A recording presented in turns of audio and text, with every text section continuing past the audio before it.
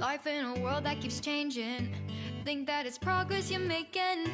Copy and paste pretty faces all the time. Show off your fantasy reality. Whoa, that's yours, but I'll keep Hello doing guys, welcome to my channel. So today's video is gagawin ko yung floor plan ng aking dream house. So itong dati kong ginawang floor plan is may pagbabago. So ako lang yung gumagawa ng floor plan ng aking dream house para makatipid tayo. So ayan, sa mga hindi po ako disclaimer lang po, hindi po ako architect or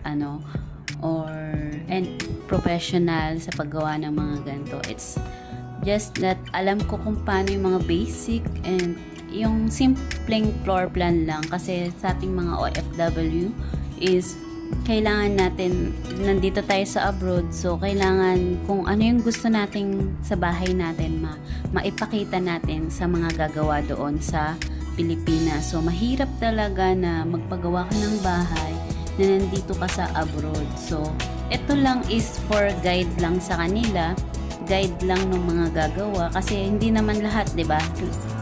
Aminin natin na hindi lahat ng bahay sa Pilipinas is may architect or may gumawa ng plano sa bahay nila. So, minsan tayo lang yung nag-aano kung saan pwesto yung kusina, banyo natin. Tayo lang nagde-decide nun. But, this yung bahay ko, inano ko naman siya, sinangguni ko siya sa pinsan ko na engineer sa Qatar, si Kuya Romel Kasinsinan. So, ayan, naghingi ako sa kanya ng advice kung ano yung mga standards ng mga bakal or pwedeng pagkagantong ang ipapatayo ko, ganyan. Pero dadaan pa rin yan sa pagka humingi ka ng building permit. So kailangan mo rin. So may papakita mo na dun sa gagawa mismo ng plano ng bahay mo. Yung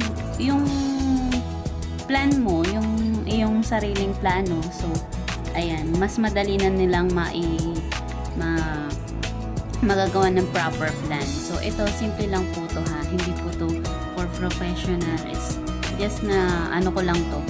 May basic learning ako kasi drafting ako dati. Nag-aral ako ng drafting, but hindi po ako tapos ha. So ito, ipapakita ko lang sa inyo kung paano ko ba pinaplano yung aking dream house. So ayan, mag-start na tayo. So may babaguhin ako dito sa plan na ginawa ko last year. Last year pa tong plan na to. So ito yung yung parang pangtanggal ko ng stress minsan, yung pagpaplano mo ng mga dahil hilig ko rin yan. So ayan. So ang gagawin ko dito is ililipat ko tong pinto ng CR ko dito. So titingnan natin paano ang adjustment niyan dito. So para lang to maipakita ko dun sa gagawa ng aking bahay para mas madali nilang maintindihan yung gusto ko at madali nilang i-apply dun sa lote ko. Ayan. So gawa na actually tong yung baba nito and naka-slab na siya.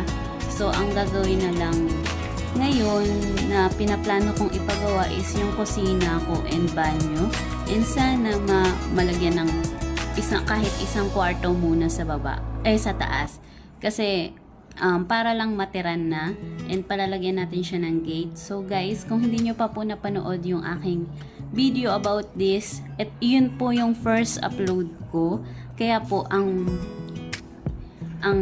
pangalan ng channel natin is Paul Dreams, because nagawa ko po ang aking YouTube channel dahil sa aking dream house. Ayan. So ayan po, so start na natin. So ilalagay natin yung pinto dito, and then may konting pagbabago dito. So dito sa second floor, gusto ko sana ito yung hagdanan, gusto ko sana yung kahit yung 4 na poste dito sa taas is magawa na and magkaroon ng isang kwarto para kahit paano may kwarto na matutulugan sa taas. So ayan. So start na natin. Bali, ito po pala, pakita ko sa inyo yung mga nasa video ko to. Kung hindi nyo pa po napanood, ilalagay ko yung link dyan sa taas. Yan, mag-a-appear po yan dyan. So, pasensya na kayo, puro drawing yung aking naubos na kaka-drawing. Ayan. Hanapin natin yung dito ko ba yun nilagay yung aking perspective na ginawa ko. So, ayan po, 'di ba? So, ito yung first floor, second, and third. Wow, third floor. Sana magawa to. So, sana po wag po kayo magsawang manood sa aking mga video. So, ayan, para po matupad itong aking dream house. So, nasa baba na po tayo. So, palalagyan ko po siya ngayong November. Palalagyan ko siya ng gate. And paayos ko yung baba. And sana magkaroon ng isang kwarto pa dito sa second floor. Kasi ang laki po ng gastos talaga pag nagpagawa ka ng bahay. So, expect the unexpected. Hindi mo pwedeng i-fix yung budget mo sa ganito. Kasi may mga extra na gastos. Pag ikaw yung nagpapagawa, kung 100 yung budget mo, siguro pagpalagay mo ka ng extra ka ng 50,000, di ba? Para kung sakasakali. So, ayan. So, hopefully, matapos tong bahay ko. So, sana samahan nyo ako sa journey na to. So, ayan. So, ayan. Mag-start na po tayo.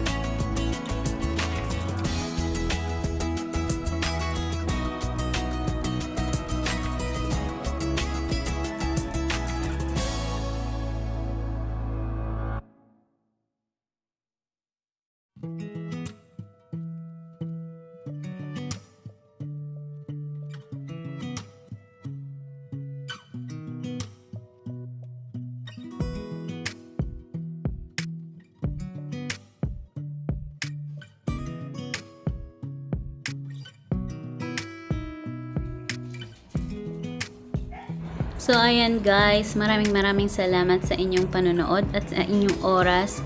Please don't forget to subscribe and click the notification bell para lagi kayong updated. And pwede nyo rin pong i-share. At huwag nyo kalimutan bigyan ako ng thumbs up kung nagustuhan nyo ang aking video. And please comment down below kung meron kayong mga suggestion sa aking video na ito. So, ayan guys, maraming salamat.